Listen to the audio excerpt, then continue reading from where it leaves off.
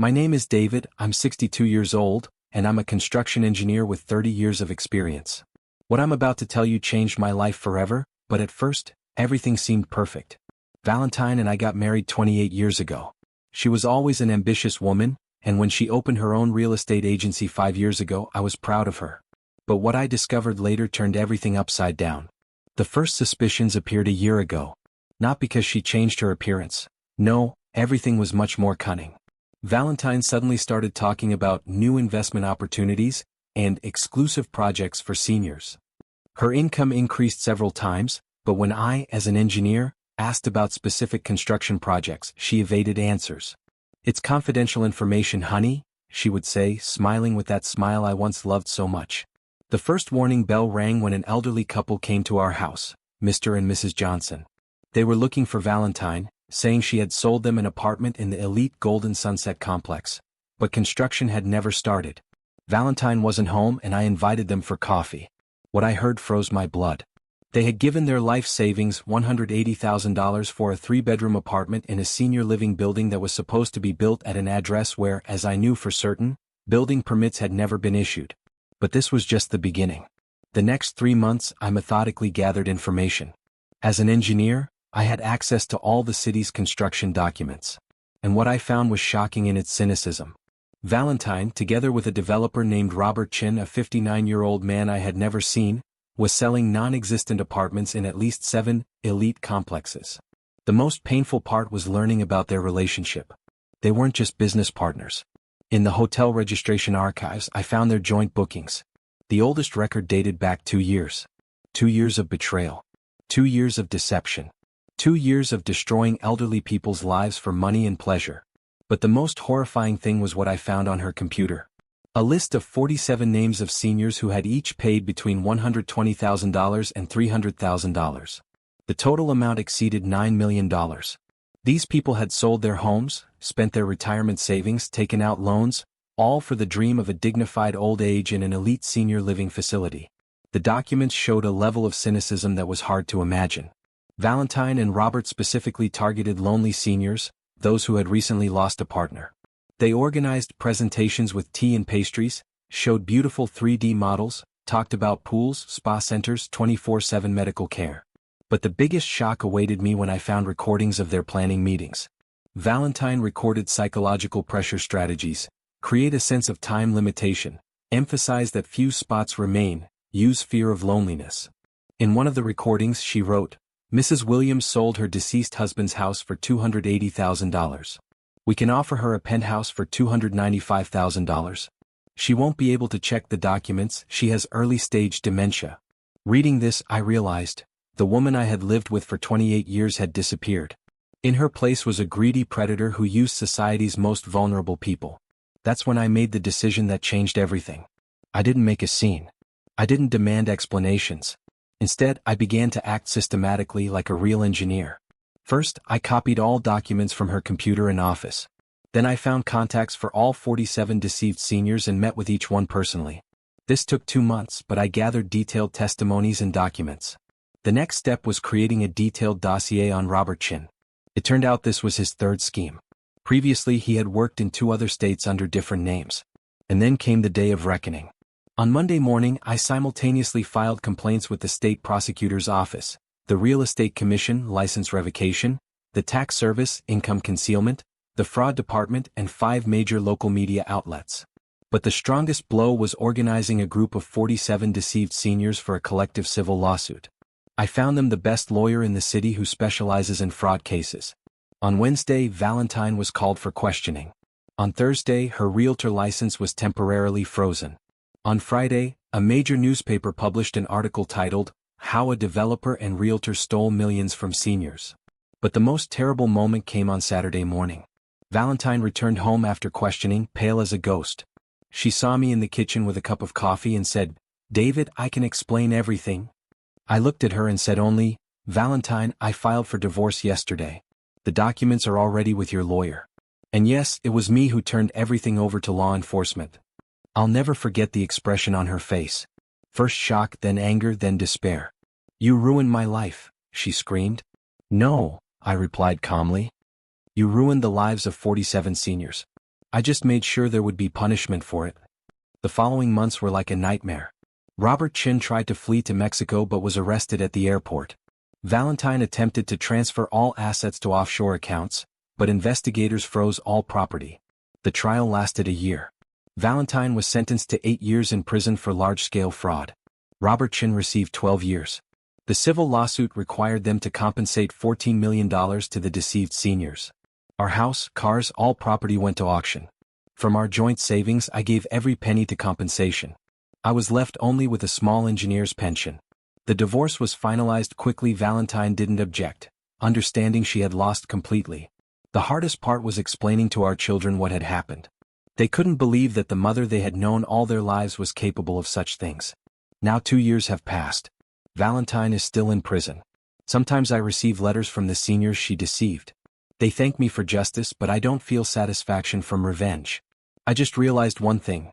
When a person you love turns out to be capable of destroying the lives of defenseless elderly people for money, that person is already dead to you. In their place remains only a stranger and a criminal. And the saddest part of this whole story is that I sometimes still miss the Valentine she was 28 years ago. Or who I thought she was. But let me tell you more about how deep this rabbit hole went, because what I discovered in those months of investigation was far worse than simple adultery and fraud. After I found the initial evidence, I decided to dig deeper. Using my engineering background and construction industry connections, I started mapping out the entire network of their criminal enterprise. What I found was a sophisticated operation that had been running for nearly 3 years. Chen wasn't just some random developer. He was the mastermind behind a multi-state operation. Through public records and industry contacts, I discovered he had used at least 4 different identities across 5 states. In each location, he would partner with a local realtor, always an attractive, well-spoken woman who could gain the trust of elderly clients. Valentine was his third partner. The first 2 had eventually been caught, but by then Robert had already moved on to new territories with new identities. The pattern was always the same: target wealthy seniors, usually widows or widowers, promise them luxury retirement living, collect their life savings, then disappear. But Valentine had helped him refine the system. She had introduced psychological profiling of potential victims.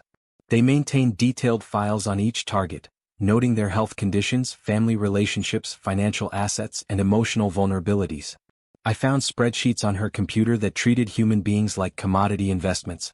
Column headers read, target name, estimated net worth, health status, family involvement level, emotional triggers, and most sickeningly, projected timeline to death. That last column still haunts me. They were literally calculating how long their victims would live, reasoning that those with terminal illnesses or advanced age were safer targets because they might die before discovering the fraud. The depth of their cruelty became clear when I found their victim selection criteria. They specifically sought out people with early-stage dementia or mild cognitive impairment, recent widows or widowers still processing grief, seniors estranged from their adult children, those with substantial assets but no close family oversight, individuals with pride who wouldn't want to admit being fooled. The psychological manipulation techniques they employed were sophisticated and cruel. Valentine had attended seminars on sales psychology and elder psychology, not to help people but to exploit them more effectively. They would spend months grooming each victim. First, Valentine would establish herself as a trusted friend and advisor. She would visit them regularly, bringing small gifts, remembering birthdays, even attending church services with particularly religious targets. Once trust was established, she would gradually introduce the exclusive opportunity. The timing was always calculated, usually during moments of vulnerability like anniversaries of spouses' deaths or during health scares. The fake developments they sold were masterfully designed.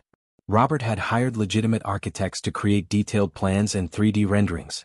They rented temporary sales offices in upscale areas, complete with scale models and professional brochures. They even arranged for actors to pose as current residents, who would give glowing testimonials during property tours. The financial structure of their fraud was equally sophisticated. They had established a network of shell companies and offshore accounts. Money would be moved through multiple layers of legitimate-looking businesses before disappearing into untraceable accounts. But perhaps the most heartbreaking discovery was their retention strategy.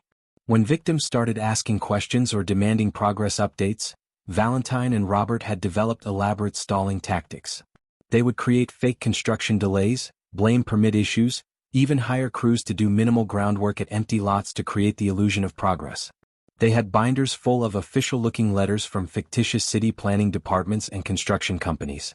Some of the elderly victims had been strung along for over 2 years, watching their dreams slowly die while their life savings enriched these predators.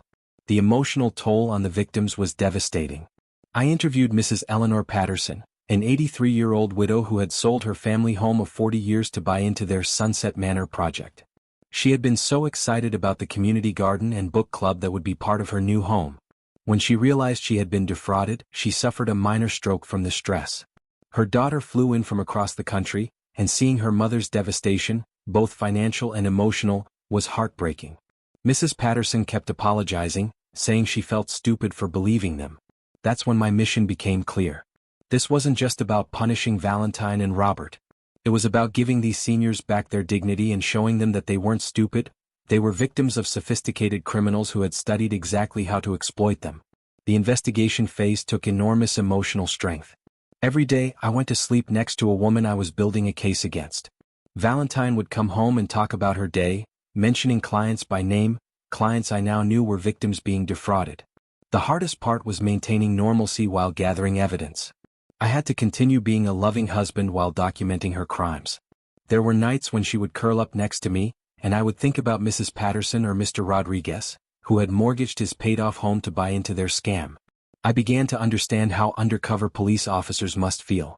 The psychological strain of living a double life, pretending affection for someone you're investigating, was enormous.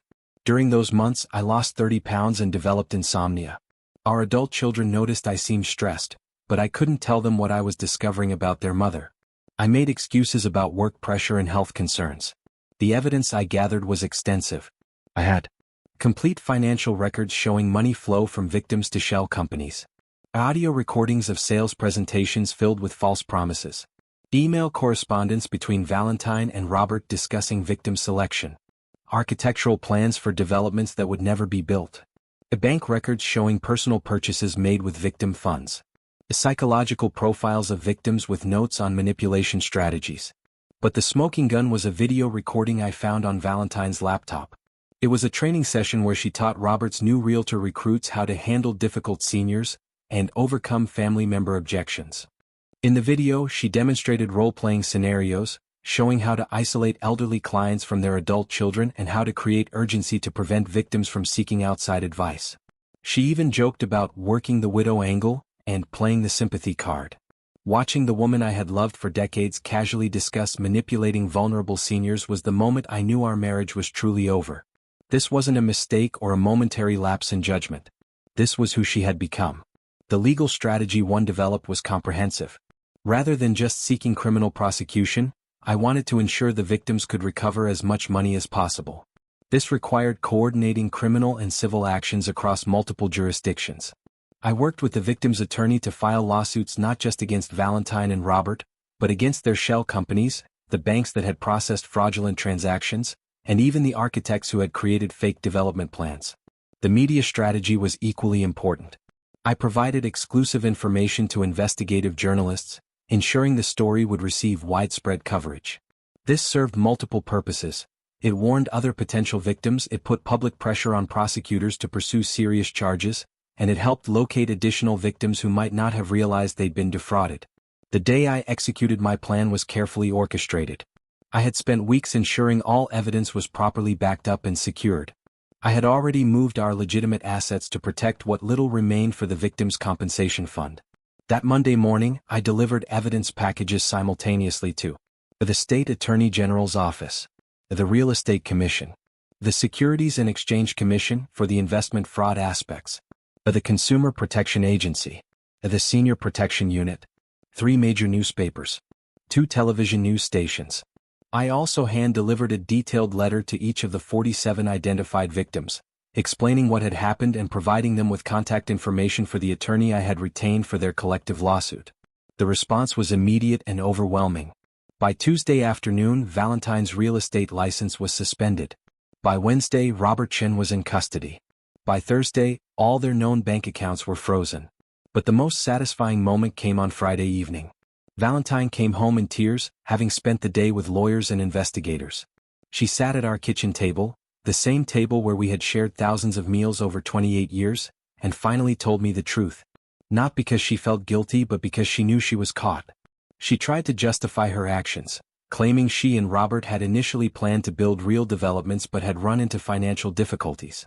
She said they kept taking money from new clients to fund previous promises, hoping to eventually make everything work out. But as she talked, the truth became clear. There had never been any intention to build these senior living facilities. From the beginning, it had been a sophisticated Ponzi scheme designed to separate vulnerable seniors from their life savings. The most chilling moment was when she said, "David, you don't understand how much money there was. We made more in 2 years than you made in your entire career. These people were going to lose their money to medical bills or nursing homes anyway. At least we gave them hope for a while." That statement crystallized everything for me. She didn't see these seniors as human beings deserving of dignity and security in their golden years. She saw them as resources to be harvested. The divorce proceedings were surprisingly straightforward. With Valentine facing serious criminal charges, her attorney advised her to agree to all terms without contest. She signed over her share of all marital assets to the Victim Compensation Fund. Our beautiful home, where we had raised our children and celebrated decades of holidays and anniversaries, was sold at auction. The proceeds went directly to the seniors she had defrauded. The hardest conversation was with our children. Sarah, our daughter, was devastated. She had always looked up to her mother as a successful businesswoman. Learning that this success was built on exploiting vulnerable seniors shattered her image of Valentine. Michael, our son, was angry. He felt betrayed not just by his mother's crimes, but by my decision to turn her in. It took him months to understand that protecting criminals, even family members, makes you complicit in their crimes. The trial was a media sensation. Valentine's defense attorney tried to portray her as a victim of Robert's manipulation, but the evidence was overwhelming. The recordings of her training sessions alone demolished any claim of innocence. Watching her in court was surreal. The confident, charismatic woman I had married had been replaced by someone who seemed small and defeated. She avoided eye contact with the victims' families who packed the courtroom. The victim impact statements were heart-wrenching. Mrs. Patterson, despite her frail health, insisted on testifying. She spoke about selling the home where she had raised 5 children, the home where her husband had died, all because she trusted Valentine's promise of a beautiful community where she could live out her final years with dignity. Mr. Rodriguez, a 79-year-old former factory worker, had mortgaged his paid-off home to buy into the scam. Now facing foreclosure, he lived in fear of becoming homeless in his final years. Perhaps most devastating was the testimony of Mrs. Chen, no relation to Robert, whose adult son had tried to warn her about the investment. Valentine had convinced her that her son was just trying to control her money, driving a wedge between them that lasted until the fraud was exposed. Mrs. Chen died before the trial, having never reconciled with her son. When it was time for sentencing, Valentine was given the opportunity to address the court. I thought she might finally show genuine remorse, might acknowledge the suffering she had caused. Instead, she maintained that she and Robert had been trying to provide a valuable service to seniors, that the business model had simply failed due to market conditions. She showed no understanding of the lives she had destroyed. The judge was clearly unimpressed. In addition to the 8-year prison sentence, Valentine was ordered to make full restitution and was permanently banned from working in real estate or any investment-related field. Robert received 12 years, which seemed inadequate given that this was his third fraud scheme across multiple states. The civil lawsuit took longer to resolve but ultimately recovered nearly $11 million of the stolen funds. While this didn't make the victims whole, it helped ease their financial distress and paid for legal fees. In the 2 years since Valentine was sentenced, I've tried to rebuild my life. I sold our vacation cabin and donated those proceeds to the victims as well. I moved to a small apartment and took a part-time consulting job to supplement my modest pension. The hardest part hasn't been the financial hardship. It's been the complete reframing of my memories. Every happy moment from our 28-year marriage is now tainted by the knowledge of what Valentine was capable of. I look at our wedding photos and wonder, was she always this person or did she gradually become someone else? I remember family vacations, birthday celebrations, quiet evenings watching television together, and question whether any of it was real. Our children are slowly rebuilding their relationships with me, but the family we once were is gone forever. Sarah has been in therapy, struggling with the realization that one of her role models was a criminal. Michael has trust issues that extend beyond just his mother. The seniors who were victimized have had varying outcomes. Some, like Mrs. Patterson, have recovered somewhat with the help of family and the restitution funds. Others were so devastated financially and emotionally that they never recovered. 3 of the victims died during the legal proceedings. Whether the stress of the fraud contributed to their deaths is impossible to know, but it's a weight I carry every day. Sometimes I receive updates about Valentine in prison. She's apparently a model prisoner working in the prison library. Part of me wonders if she's found some peace or redemption. But then I think about Mrs. Chen dying estranged from her son, or Mr. Rodriguez facing homelessness at 79, and I remember that some actions are unforgivable. The investigation and legal proceedings consumed 3 years of my life. It would have been easier to simply divorce Valentine quietly and move on. But I knew that without consequences, she and Robert would have found other victims in other cities. The fraud they perpetrated wasn't just about money, it was about stealing hope from people who had very little time left to rebuild their lives. They targeted the most vulnerable members of society and exploited their basic human need for security and community in their final years. Looking back, I realize this experience taught me something important about justice and responsibility. When we discover that someone we love is causing harm to others, especially vulnerable others, we have an obligation to act. Love doesn't mean protecting someone from the consequences of their actions. Sometimes love means ensuring those consequences occur. I often wonder how many other seniors might have been victimized if I had stayed silent. How many Mrs. Pattersons or Mr. Rodriguez's might have lost their homes and life savings if Valentine and Robert had been allowed to continue their operation. The woman I married 28 years ago, or thought I married, would have been horrified by what Valentine became. Perhaps that woman never really existed, or perhaps she was gradually corrupted by greed and the ease with which vulnerable seniors could be manipulated. Either way, my marriage died long before I filed for divorce. It died the moment Valentine decided that elderly people's life savings were less important than her own comfort and pleasure. Today, I live quietly in my small apartment. I volunteer at a local senior center, helping elderly residents understand their rights and avoid scams. It's my small way of honoring the victims of my former wife's crimes. Sometimes people ask if I regret turning Valentine in. The answer is simple. My only regret is that it took me so long to discover what she was doing. How many victims might have been spared if I had been more attentive to the warning signs? The betrayal of our marriage vows was painful, but it pales in comparison to her betrayal of basic human decency. She didn't just cheat on me, she cheated vulnerable seniors out of their security, dignity, and hope. And for that, she deserved everything that happened to her. Thank you for watching this video. I see that 99% of you are still watching videos without subscribing to the channel. Perhaps YouTube will no longer offer videos from this channel in the future, so I recommend subscribing. This will also allow me to see what stories you are interested in, which will motivate me to release new videos.